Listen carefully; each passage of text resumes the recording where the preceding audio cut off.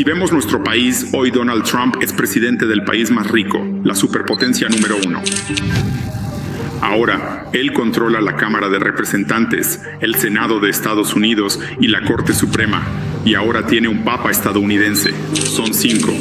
Tiene la alineación perfecta, se podría decir, para creer que estamos en un periodo donde se puede introducir la ley dominical. Eso está consagrado en nuestras reglas y constitución, excepto el domingo. Es el presidente Trump en la Casa Blanca en mayo, cuestionando la separación de la Iglesia y el Estado, implícita en la primera enmienda, al firmar una orden ejecutiva para la Comisión Presidencial de Libertad Religiosa. Hoy, el secretario de Defensa Pete Hegseth es noticia por republicar un video de una iglesia nacionalista cristiana con pastores que dicen que las mujeres no deberían votar. Esto ha llevado a nuestro invitado a alertar sobre el difuminado entre religión y política, y en un libro afirma que la separación de iglesia y Estado está bajo ataque como nunca. Joe?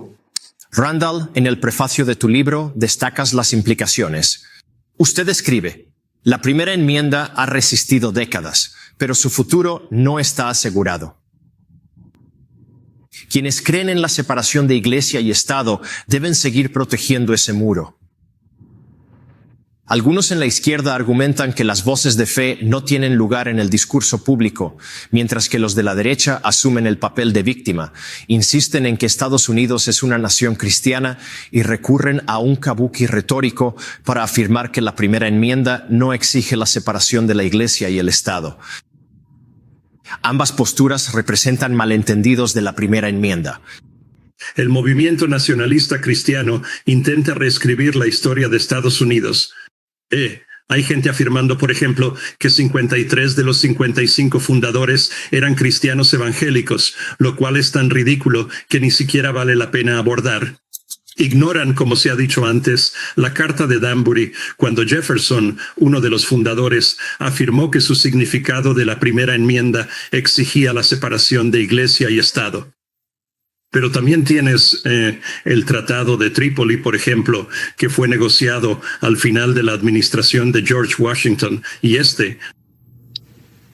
que decía en el artículo 11, como el gobierno de los Estados Unidos no está en ningún sentido fundado en la religión cristiana, y esto fue enviado al Congreso para su ratificación por John Adams en 1797, leído en voz alta ante el Senado y ratificado unánimemente por el Senado de los Estados Unidos. Es una evidencia bastante clara de lo que los fundadores pretendían. Y ahora tienes a varias personas que están tratando de sugerir que Estados Unidos fue y siempre ha sido una nación cristiana que debería seguir siéndolo, y eso va completamente en contra de la primera enmienda. Fue ratificada en 1791 como primera enmienda de la Declaración de Derechos. Y por lo tanto tuvo, ya sabes, un claro apoyo de la mayoría de los fundadores. Ahora bien, hubo un par de fundadores que probablemente querían ir un poco más allá, designando al cristianismo como la religión establecida, y ese enfrentamiento realmente ocurrió en Virginia. Fue entonces cuando Patrick Henry, el gobernador de Virginia, propuso una legislación ante la Asamblea que habría designado al cristianismo genérico, no, por ejemplo, presbiteriano o bautista o anglicano, sino simplemente al cristianismo genérico. El proyecto de ley iba a ser aprobado, pero James Madison comprendió los peligros de ello. Pudo retrasar la votación sobre ese tema hasta que publicó su Memorial y Protesta, donde argumentaba la gran importancia de mantener separadas a estas dos entidades. El proyecto fue rechazado y luego el Estatuto de Virginia para la Libertad Religiosa, redactado por Thomas Jefferson, lo siguió. Tienen que ver esta historia. Corría el año 2023 y era el 27 de diciembre. El senador de Carolina del Sur, Lindsey Graham, fue a Manhattan, Nueva York, para posar frente a un Chick-fil-A, luchando por el cierre dominical de la empresa. Mírenlo ustedes mismos. Hola a todos, de vuelta en Nueva York a almorzar en Chick-fil-A. Mientras hablamos, el estado de Nueva York intenta que Chick-fil-A abra los domingos en sus áreas de descanso. Esto viola la Constitución y las libertades religiosas de todos nosotros, incluyendo a Chick-fil-A, que respeta el sábado. ¡Boom! Apoyen esta causa. Defiendan a Chick-fil-A. Necesitamos respaldarlo. Ahí lo tienen. lucha por el llamado sábado dominical, como dijo Kanye West. Cierra el domingo. Eres mi Chick-fil-A. Así es, Chick-fil-A cierra los domingos. Bueno, el Estado quiso intervenir. Un proyecto de ley de la Asamblea Estatal exigiría a Chick-fil-A abrir 7 días a la semana en las áreas de descanso. El restaurante normalmente cierra los domingos por política de la empresa. 7 Chick-fil-A han abierto en áreas de servicio renovadas en Nueva York. Si se aprueba, este cambio aplicará a futuros contratos en instalaciones de la Autoridad de la Autopista del Estado de Nueva York. Las concesiones temporales, como los mercados de agricultores, estarían exentas. Porque la política de su empresa, muy parecida a la de Hobby Lobby, es cerrar los domingos para dar tiempo a los empleados para la familia y el culto. Alguien redactó un proyecto de ley para que los futuros restaurantes de áreas de descanso abran los domingos. El senador Lindsey Graham, de Carolina del Sur, tuiteó: "Esto es la guerra", en apoyo a la cadena, mientras la noticia del proyecto de ley circulaba en redes sociales. Él amenazó con implementar legislación que retendría fondos federales a cualquier estado o ciudad que requiriera que Chick-fil-A operara los domingos. Prácticamente suena como una ley dominical inversa, prácticamente. El proyecto no se aprobó y los Chick-fil-A en esas áreas de descanso siguen cerrados los domingos. Creo que les están quitando su derecho de elección. O sea, este es un país de libre empresa. Así que solo porque cierren los domingos algunos, no sé, no creo que deban prohibirlos. Una clienta en la estación de servicio añadió que si se prohibiera a los Chick-fil-A, se estarían violando sus derechos constitucionales.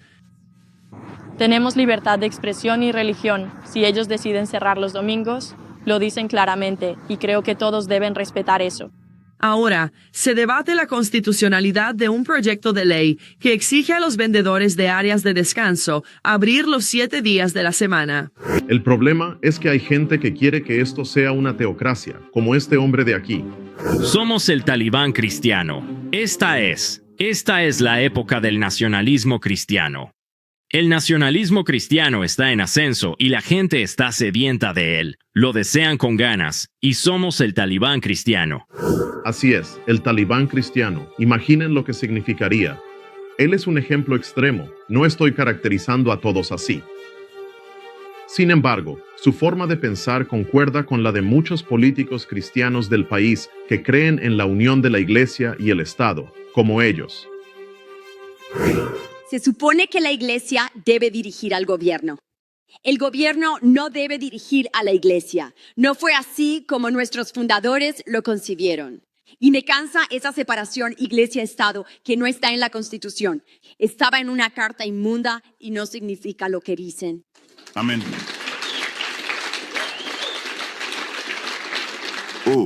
En primer lugar, no hay ninguna cláusula de separación. No aparece en absoluto en la Constitución. No existe una separación entre Iglesia y Estado. Es más que leyes dominicales. ¿Es plantar una iglesia en D.C. parte de su misión para cristianizar esta nación? Sí, toda sociedad es teocrática. La única pregunta es, ¿quién es el teo? En una democracia secular es el pueblo. En una república cristiana es Cristo. El afán por legislar el domingo como día especial es un subproducto de un problema teológico profundo que vimos en nuestra serie Dolores de Parto. Es un problema más profundo en la humanidad que busca forzar las conciencias de otros en vez de entender la libertad individual que Dios ha dado a cada ser humano. Pero mientras concluyo, quiero que entiendan que esta tensión que está ocurriendo es profética. Cuando la Biblia afirma que habrá un poder que parece un cordero y habla como un dragón, está diciendo que el cordero, que representa a Cristo, y el dragón, que representa a Satanás, nos dan la imagen necesaria para entender que una nación que afirma ser cristiana eventualmente no hablará con la voz de Jesús, sino con la voz del enemigo mediante coerción. Hay fuerzas que buscan construir una imagen del Sacro Imperio Romano Germánico, también conocido como la primera bestia de Apocalipsis 13, que vio a papas y sacerdotes controlar las conciencias de los hombres. La profecía declara que regresaremos a ese lugar y esta imagen de la bestia se establecerá plenamente cuando su marca sea impuesta.